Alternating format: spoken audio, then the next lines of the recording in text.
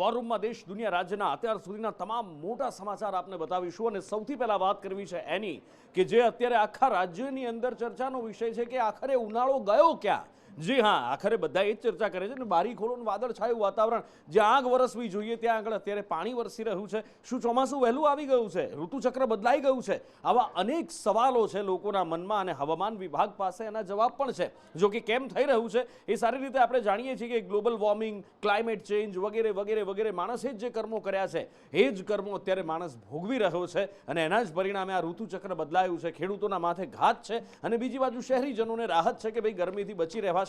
પણ કેટલા દિવસ સુધી હવામાન વિભાગનું શું કહેવું છે કે માવઠું ક્યાં સુધી રહી શકે છે એ પહેલા જોઈ લઈએ। रात में अगले 4 दिन में आइसोलेटेड प्लेसेस में बारिश होने का संभावना है। बारिश का साथ साथ थंडरस्टॉर्म, लाइटनिंग यानी गाजवीज भी हो सकता है, होने का संभावना है। लेकिन डे 5 से बारिश होने का संभावना नहीं है, यानी आज 3, 4, 5, 6 तारीख तक बारिश रहेगा। 7 तारीख से बारिश होने का संभावना नहीं। कच्छ में हो सकता है, द्वारका, पोरबंदर, गिर सोमनाथ, इवन जूनागढ़, राजकोट, अमरेली में होने का संभावना है। और गुजरात रीजन में साबरकांठा में भी हो सकता है, बनासकांठा हो सकता है। देन नीचे साउथ गुजरात रीजन में जैसे सूरत, बलसाड़, नवसारी, डांग, तापी, नर्मदा में भी आइसोलेटेड प्लेसेस में। એટલે હજી ચોમાસું આ વળ નોતરેલું ચોમાસું અથવા કહો વહેલું બેઠેલું ચોમાસું વિદાય લેવાના મૂડમાં નથી। મેઘરાજા હજી જવાના મૂડમાં નથી। હા, 6 તારીખ પછી થોડી રાહત આ વરસાદમાંથી મળી શકે છે અને અકળાવનારી ગરમી શરૂ થઈ શકે છે, હવામાન વિભાગનું એવું કહેવું છે। પણ આ બધા વચ્ચે અત્યારે તો વરસાદનો તરખાટ દેખાઈ રહ્યો છે, માવઠાનો માર દેખાઈ રહ્યો છે। ક્યાં ક્યાં આજે વરસાદ પડ્યો, ક્યાં ક્યાં કમોસમી વરસાદ થયો, ક્યાં માવઠાનો માર ખેડૂતોએ સહન કરવો પડ્યો, શું પરિસ્થિતિ ધવલ પાસેથી જાણીએ। જી નુપુર, ખૂબ જ મહત્વની વાત છે કે એક બાજુ જે સમયે 50-50 ડિગ્રી તાપમાન આપણે જોઈ રહેતા હતા આગળના વર્ષોમાં, એ ગરમીની નામ જ નથી આવતું અને વરસાદ પડી રહ્યો છે। વણનોતર્યું ચોમાસું આવી ગયું છે ને હવે ચોમાસું પણ વિદાય લેવાનું નામ નથી રહ્યું। લગભગ જો વાત કરવામાં આવે તો રાજ્યમાં હજુ આગામી 4 દિવસ સુધી આવી જ રીતે માવઠું થવાની હવામાન વિભાગે આગાહી કરી છે અને 6 મે બાદ વરસાદમાં રાહત મળવાની પણ હવામાન વિભાગે સંભાવના કહી છે।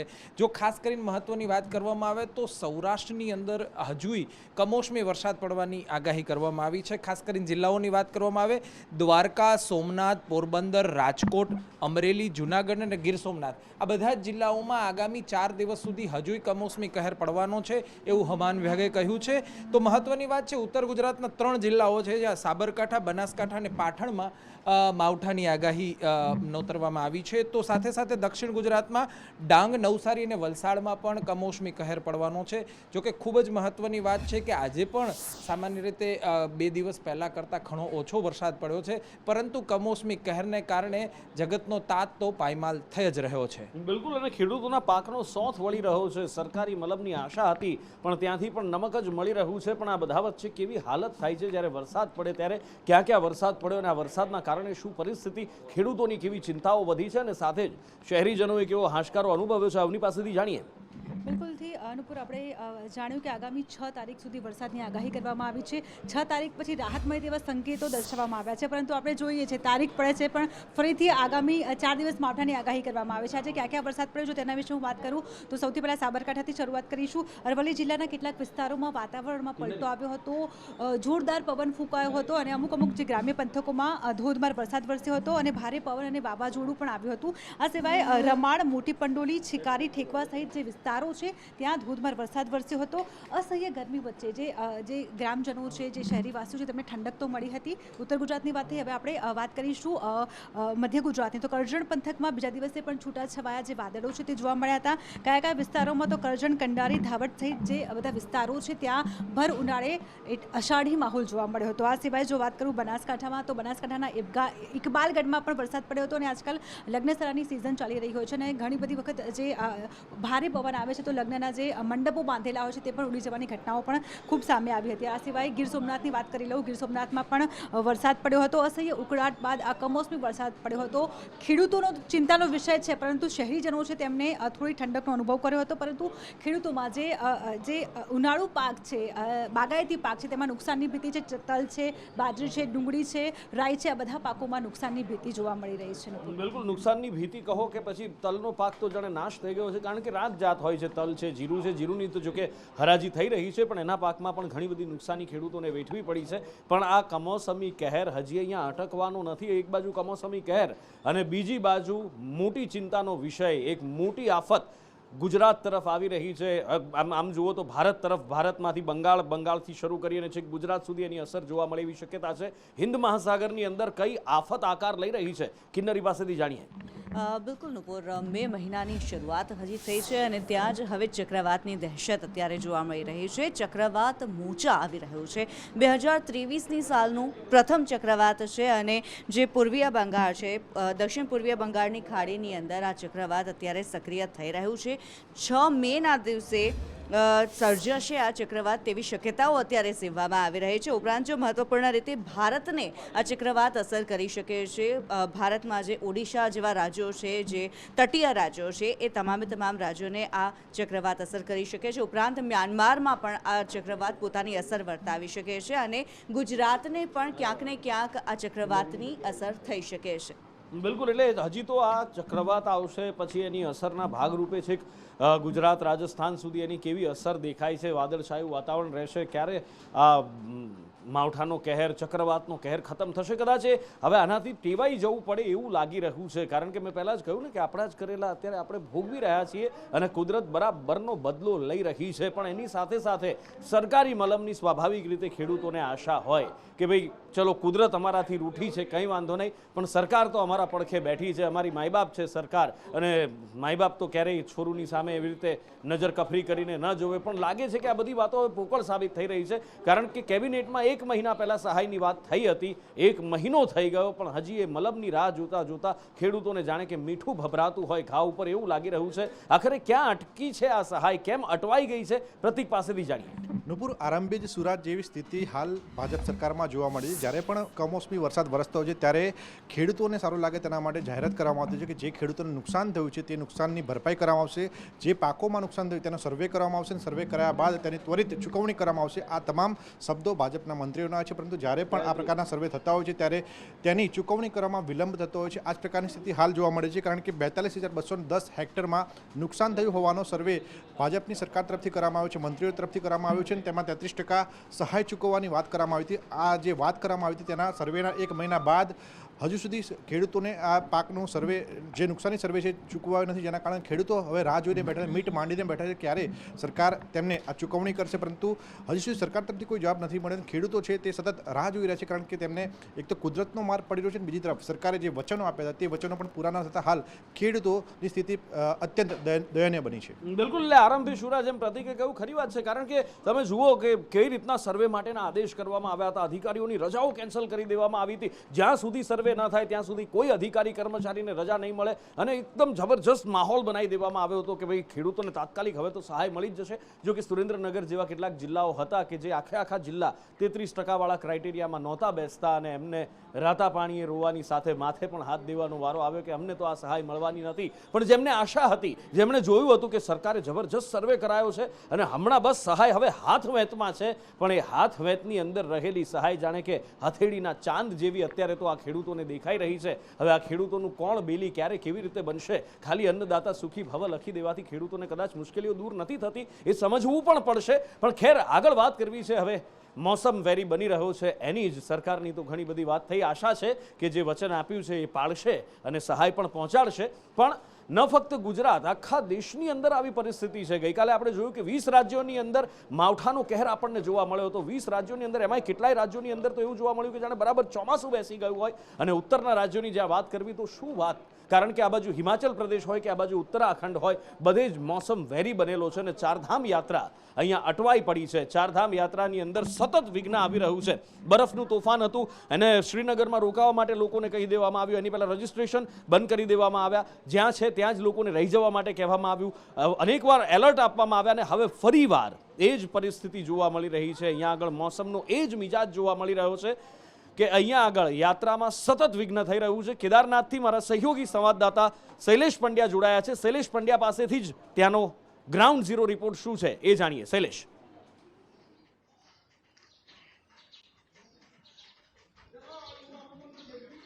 જેનું ઉપર આપણે જણાવી દઉં કે સતત 2 દિવસથી કેદારનાથની અંદર વરસાદી વિઘ્ન નડી રહ્યું છે. ઉપર કેદારનાથમાં પણ ક્યાંક ને ક્યાંક બરફ વર્ષા થઈ રહી છે. વહીવટી તંત્ર દ્વારા યાત્રાને અટકાવી દેવામાં આવી છે. તમામ જે લાખો શ્રદ્ધાળુઓ છે એ યાત્રાથી હાલ તો વંચિત રહ્યા છે, પરંતુ તમામ યાત્રીઓ સુરક્ષિત છે. દ્રશ્યમાં ગ્રાઉન્ડ ઝીરોથી દર્શાવવાનો પ્રયત્ન કરીશું કે અમે હાલ ઊભા છીએ કેદારનાથના ગૌરીકુંડ વિસ્તારની અંદર. ગૌરીકુંડ વિસ્તારમાં કે જ્યાંથી યાત્રા અટકાવી દેવામાં આવી છે ત્યાં ડુંગરના ઉપર પહાડી વિસ્તારમાં બરફનું આવરણ જોવા મળ્યું છે. તમામ જે શ્રદ્ધાળુઓ છે એ પણ યાત્રાથી વંચિત રહ્યા છે, પરંતુ અહીંયા -ડિગ્રી ટેમ્પરેચર જોવા મળ્યું છે. ઉપર જે કોઈ યાત્રાળુઓ પહોંચ્યા છે એમને પણ ત્યાં જ રહેવાનું વહીવટી તંત્ર તરફથી આદેશ કરવામાં આવ્યો છે. હવાઈ ઉડાન જે હેલિકોપ્ટર દ્વારા યાત્રા થતી હતી એ પણ અટકાવી દેવામાં આવી છે. વહીવટી તંત્ર દ્વારા જ્યાં સુધી કોઈ સૂચના ન મળે ત્યાં સુધી યાત્રાને અટકાવી દેવા માટે ખાસ કરીને જણાવવામાં આવ્યું છે. ત્યારે અહીંયા હોટલ પર રોકાયેલા જે કોઈ યાત્રાળુ છે એમને પૂછવાનો પ્રયત્ન કરીશું. તમને પૂછવા માંગીશ કે આપ ક્યાંના છો અને ક્યાંથી આવ્યા છો, યાત્રા કરવા મળી, કઈ રીતનું વાતાવરણ, શું કહેશો? મારું નામ છે મહેશભાઈ ડી પટેલ. અમે માલપુર અરવલ્લીથી આવ્યા છીએ અને સતત 2 દિવસથી વરસાદના કારણે અમે ગઈકાલે કેદારનાથ અમારી યાત્રા ગૌરીકુંડથી પણ આગળ અમે ગયેલા, પણ સતત વરસાદ અને ઠંડી એના કારણે અમારી યાત્રા અમે ત્યાંથી પરત આવ્યા છીએ અને અત્યારે અમે નીચે હોટલમાં આવીને અમે રોકાણ કર્યું છે. ચોક્કસથી તો આવા અનેક યાત્રાળુઓ, લાખો શ્રદ્ધાળુઓ જે છે કે જે આ વખતે યાત્રાથી વંચિત રહ્યા છે, ત્યારે હાલનું જે વાતાવરણ છે એ બર્ફીલું જોવા મળ્યું છે. તેના કારણે શ્રદ્ધાળુઓની યાત્રામાં પણ ક્યાંક ને ક્યાંક વિઘ્ન જોવા મળ્યું છે. નુપુર, બિલકુલ શૈલેષ, આપની પાછળ પણ દેખાઈ રહ્યું છે કે વાદળ જાણે જમીન પર ઉતરી ગયા છે અને પાછળના તો જે દૂરના પર્વતો છે, જે બરફથી ઢંકાયેલા પર્વતો આ ગૌરીકુંડની જે ધર્મશાળાઓમાંથી કે હોટલોમાંથી દેખાતા હોય છે એ પણ દેખાતા બંધ થઈ ગયા છે. એટલે વાતાવરણ કેટલું ખરાબ છે તો અહીંથી જ દેખાય છે. અને જે મહેન્દ્રભાઈએ પણ કહ્યું કે તે આગળ જઈને પાછા આવ્યા, એટલું ખરાબ વાતાવરણ છે. ઓરેન્જ એલર્ટ બરફ વર્ષાનું, બરફના તોફાનનું આપવામાં આવ્યું છે. એને લઈને અત્યારે શું બંદોબસ્ત કરવામાં આવ્યા છે? યાત્રિકો જ્યાં અત્યારે આગળ નીકળી ગયા છે એમના માટે જો ક્યાંય કોઈ રોકાઈ જવાની, સ્થળ પર જ રહેવાની, સુરક્ષિત રીતે ખસી જવાની કોઈ સૂચનાઓ આપવામાં આવી છે?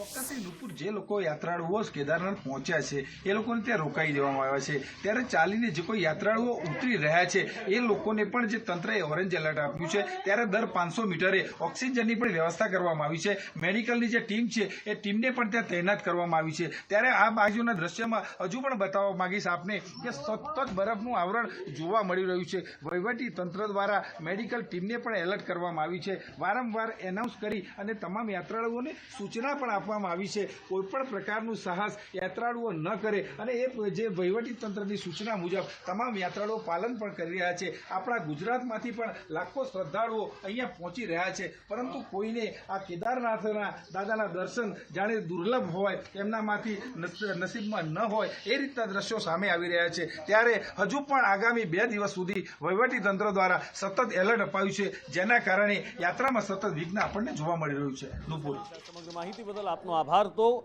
કેદારનાથમાં ગ્રાઉન્ડ પરિસ્થિતિ શું છે, હકીકતમાં ત્યાં સ્થિતિ શું છે, શૈલેષ પાસેથી આપણે ગ્રાઉન્ડ રિપોર્ટ મેળવ્યો કે ત્યાં આગળ હાલત ખરેખર ખૂબ ખરાબ છે. ગૌરીકુંડની અંદર પણ માઇનસ ટેમ્પરેચર પહોંચી ગયું છે. તો આગળ જેમ જેમ તમે ઉપર વધતા જાઓ તો કેવી ભયંકર હાલત હશે એની તો કલ્પના માત્ર કરવી રહી. પણ આગળ વાત કરવી છે આપણી ફિતરતની. જી હા, કારણ કે ટ્રાફિક સુનિયોજિત રીતે જાય, કારણ કે પતંગના દોરાની જેમ ગૂંચવાતો ટ્રાફિક આ ગુજરાતના શહેરોમાં જોવા મળતો હતો. એને સુનિયોજિત રાખવા માટે કેમેરા લગાડવામાં આવ્યા, ઈ ચલાણ બનાવવામાં આવે છે. પણ આપણે છીએ હમ હિન્દુસ્તાની, કભી ન સુધરે કભી ન સુધરેંગે. ઈ ચલાણ આવે તો વાળીને કચરા પેટીમાં નાખી દેવામાં આવે, ભરવાની તસદી કોણ લે? પણ હવે આવું નહીં ચાલે, કારણ કે હવે ફેરફાર કરવામાં આવ્યો છે ઈ ચલાણના નિયમોમાં. શું છે જાણીએ દિવ્યા પાસેથી. દિવ્યા, નુપુર, હવે ઈ ચલણનો કાયદો છે તે કડકાઈથી અમલીકરણ બન્યો છે અને વર્ચ્યુઅલી ઈ કોર્ટ હવે મેટ્રો કોર્ટમાં શરૂ કરવામાં આવી છે. ગુજરાતમાં પ્રથમ એવી કોર્ટ હશે કે જ્યાં ઈ ચલણનું પેમેન્ટ છે જે લેવામાં પણ સરળતા રહેશે. ઘરે બેઠા પણ જો ટ્રાફિકના નિયમોનું ભંગ કર્યું હશે તો ઘરે બેઠા પણ પેમેન્ટ છે તે કરી શકાશે, પરંતુ જો તેને પેમેન્ટ નથી કર્યું તો આરટીઓના નિયમો તો કડક છે જ, સાથે જ હવે ગુજરાત હાઈકોર્ટ પણ આ પ્રકારે હસ્તક્ષેપ કરશે અને કેટલા લોકોએ ઈ પેમેન્ટ કર્યું છે, હજી પણ કેટલા લોકોનો દંડ બાકી છે, તે દિવસે ને દિવસે દિવસે રોજબરોજનો આંકડાકીય વિગત છે તે ગુજરાત હાઈકોર્ટ સુધી પહોંચશે અને મેટ્રો કોર્ટના જસ્ટિસ સમક્ષ પણ આ વિગતો છે તે પુરવાર થશે. એટલે કે હવે ઈ ચલણનું પેમેન્ટ ફરજિયાત કરવું પડશે અને ટ્રાફિકના નિયમોનું કડકાઈથી પાલન કરવું પડશે. ઈ કોર્ટ વર્ચ્યુઅલી મેટ્રો કોર્ટમાં આજથી રાબેતા મુજબ હવે શરૂ કરવામાં આવી છે.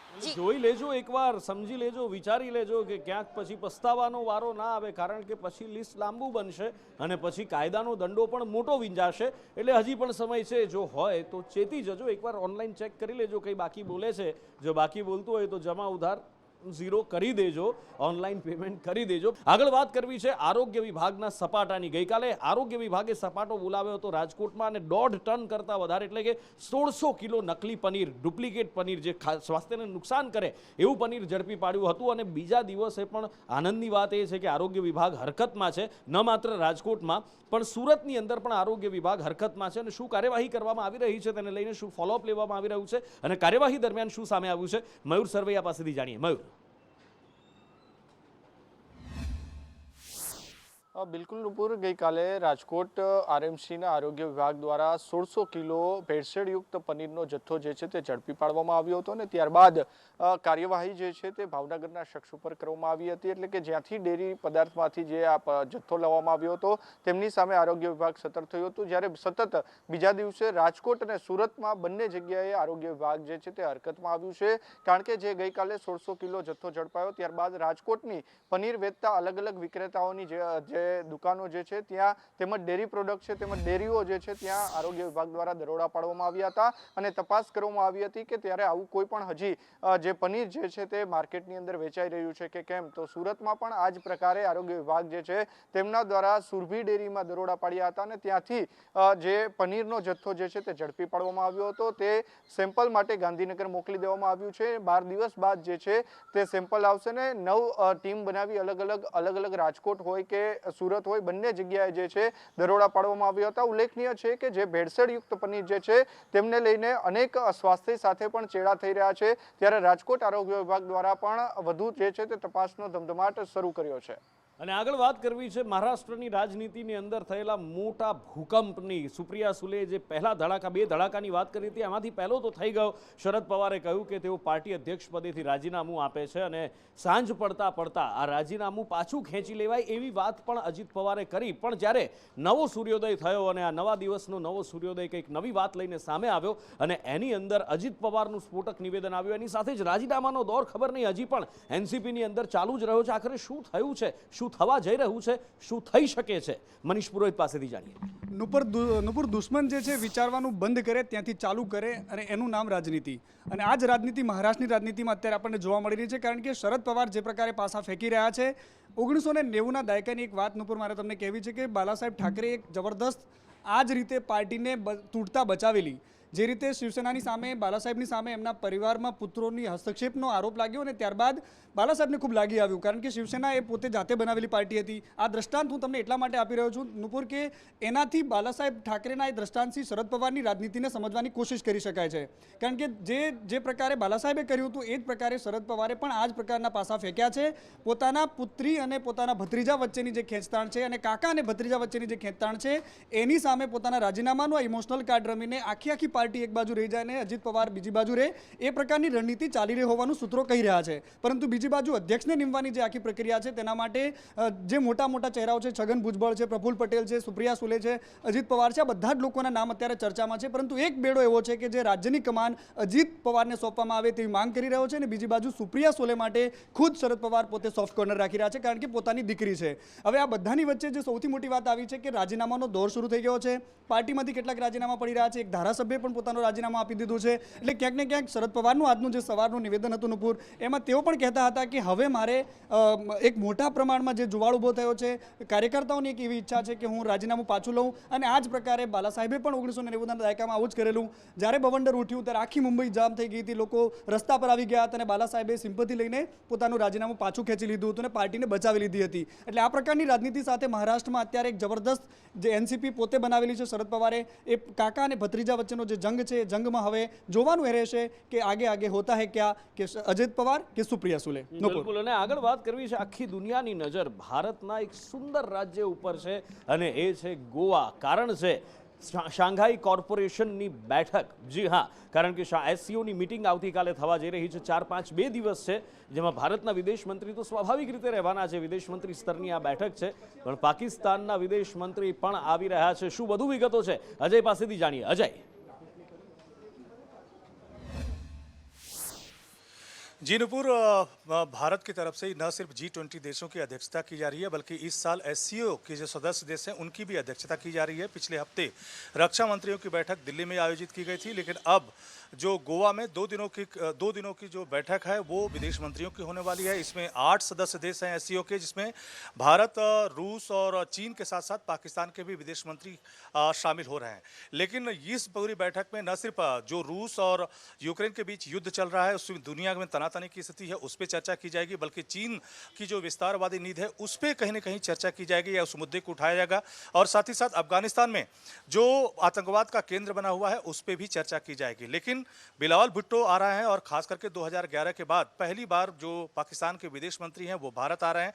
ऐसे में भारत निश्चित तौर पे मंच तो शेयर करेगा, लेकिन क्या एस जयशंकर जो भारत के विदेश मंत्री हैं और पाकिस्तान के विदेश मंत्री बिलावल भुट्टो क्या आमने सामने बैठ करके कोई संवाद करेंगे, कोई चर्चा होगी, इस पर पूरी दुनिया भर की नजर है. लेकिन ये जरूर है कि भारत की तरफ से बार बार आतंकवाद का मुद्दा उठाया जाता है और पाकिस्तान को घेरने की कोशिश की जाती है. ऐसे में जब एस जयशंकर की तरफ से आतंकवाद का मुद्दा उठाया जाएगा तो बिलावल भुट्टो का क्या रुख होगा और उनके चेहरे पे किस तरह के दृश्य होंगे, ये निश्चित तौर पे देखने वाली बात होगी. બિલકુલ. એટલે એક તરફ જ્યાં આવતીકાલે ગોવાની અંદર પાકિસ્તાનના વિદેશ મંત્રી બિલાવલ ભુટ્ટો એસસીઓ સંમેલનમાં સામેલ થવા માટે આવી રહ્યા છે, અને બીજી બાજુ પાકિસ્તાનની એ નાપાક હરકત અટકવાનું નામ નથી લઈ રહી, કારણ કે કાશ્મીરની અંદર 1980નો સમય પાછો આવી રહ્યો છે. ફરી એક ખુશહાલી પાછી ફરી રહી છે. ફરી એકવાર કાશ્મીરી પંડિતોનું પુનર્વસન શરૂ થયું છે. ફરી એકવાર ફિલ્મોના શૂટિંગ શરૂ થયા છે. ફરી એકવાર સહેલાણીઓની સંખ્યા વધી છે, અને કદાચ આ જ વસ્તુ પાડોશી, નાપાક પાડોશીથી જોઈ નથી શકાતી, અને એના માટે જ વારંવાર કાશ્મીરની શાંતિ ભંગ કરવાના પ્રયાસ કરે છે.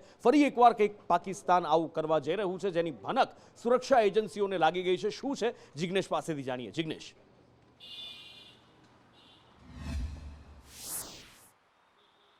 નુપુર, વાત કરવામાં આવે તો પાકિસ્તાનની નાપાક હરકતો ફરી એક વખત આઈબીના ઇનપુટમાં સામે આવી છે. આઈબીના જે પ્રમાણે સુરક્ષા એજન્સીઓને જે ઇનપુટ મળે છે તેમાં સ્પષ્ટ રીતે કહેવામાં આવ્યું છે કે પાકિસ્તાન ફરી એક વખત ઘૂસણખોરી કરી શકે છે, હુમલો કરી શકે છે. માટે પઠાણકોટથી માંડી અને જે રત્નુચૂક સુધીનો વિસ્તાર છે ત્યાં એલર્ટ જાહેર કરવામાં આવ્યું છે. ખાસ કરીને સૈન્યના જવાનો માટે અને સૈન્યના જે સુરક્ષા દળોના જે ઠેકાણાઓ છે ત્યાં સુરક્ષા એલર્ટ જાહેર કરવામાં આવ્યું છે. ત્યાં તમામ પ્રકારની જે સુરક્ષાઓ છે તે ચોક્કસ કરવામાં આવી છે, કારણ કે જે પાકિસ્તાનના જે કહી શકાય કે જે સંદિગ્ધ લોન્ચ પેડ છે ત્યાંથી ઘૂસણખોરી થઈ શકે છે, અને જે પૂંછ પર જે હુમલો થયો હતો આતંકી હુમલો, તેવો આતંકી હુમલો ફરી એક વખત કાશ્મીરમાં થાય તેવા જે ઇનપુટ મળ્યા છે તેના આધારે સૈન્યના જે તમામ ઠેકાણાઓ છે ત્યાં સુરક્ષા વધારી દેવામાં આવી છે. અને જે ઇનપુટ સામે આવે છે તે ઇનપુટના આધારે ખાસ કરીને જમ્મુ કાશ્મીર અને પઠાણકોટ સુધીનો જે આખો વિસ્તાર છે ત્યાં જે છે ત્યાં સુરક્ષા વધારી દેવામાં આવી છે અને તમામને સતર્ક રહેવાની સૂચના આપવામાં આવી છે. બીજી તરફ જે કહી શકાય કે જે કઠુઆના જે આર્મી